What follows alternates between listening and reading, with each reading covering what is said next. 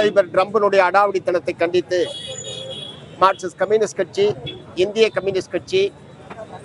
Communist கட்சி, Marxist Leninist ஆகிய இடதுசாரி கட்சிகளின் சார்பில் இன்றைய தினம் சென்னை, கோவை, திருப்பூர், ஈரோடு, கரூர், ஓசூர், காஞ்சிபுரம் உள்ளிட்ட 10 நகரங்களில் இத்தகைய கண்டன ஆர்ப்பாட்டங்கள் என்பது நடைபெற்றுக் கொண்டிருக்கிறது. அமெரிக்காவினுடைய அபரிமிதமான 500% வரி விதிப்பின் காரணமாக இந்திய நாடு முழுவதும் பல லட்சக்கணக்கான தொழிலாளர்கள் வேலை வாய்ப்பை இழப்பார்கள். பல்லாயிரக்கணக்கான தொழிற்கூடங்கள் என்பது மூடப்படும். இந்திய பொருட்கள், ஏற்கனவே உற்பத்தி செய்த பொருட்கள் உட்பட தேக்கமடையக்கூடிய நிலைமை என்பது ஏற்படும்.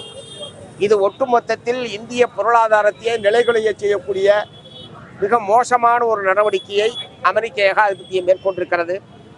இது இந்தியாவில் மட்டுமல்ல, ஏற்கனவே வெனிசுலாவினுடைய அதிபரையும் அவருடைய துணைவியாரையும் கடத்தி சென்று பொய்யான குற்றச்சாட்டின் பேரில் இன்றைக்கு நியூயார்க் சிறையில் அடைத்திருக்கிறார்கள். கிரீன்லாந்தை நாங்கள் விலைக்கு வாங்க போகிறோம் என்று தடாரடியாக அறிவிக்கிறார். ஈரான் மீது யுத்தம் தொடுப்போம் என்று அவர் கொக்கரித்துக் கொண்டிருக்கிறார். இப்படி ஒரு உலக ரவுடியைப் போல ட்ரம்பினுடைய இந்த நடவடிக்கைகள் எல்லாம் உலகத்தில் 3வது உலக யுத்தத்தை கொண்டு வந்து விடுமோ என்கிற மிகப்பெரிய அச்சத்தை உலக நாடுகள் மத்தியிலே ஏற்படுத்தி இருக்கிறது. ஏற்கனவே 2 உலக மகா யுத்தத்தில் பல்லாயிரக்கணக்கான மக்கள், அப்பாவி பொதுமக்கள் மாண்டு போனார்கள். அதிலிருந்து மீள்வதற்கே பல 10 ஆண்டுகள் ஆகிவிட்டது.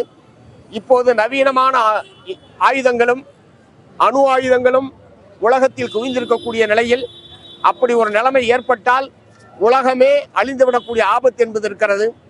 ஆனால் இதை பற்றியெல்லாம் கடுகளவும் கவலைப்படாமல் அமெரிக்காவினுடைய வளர்ச்சி,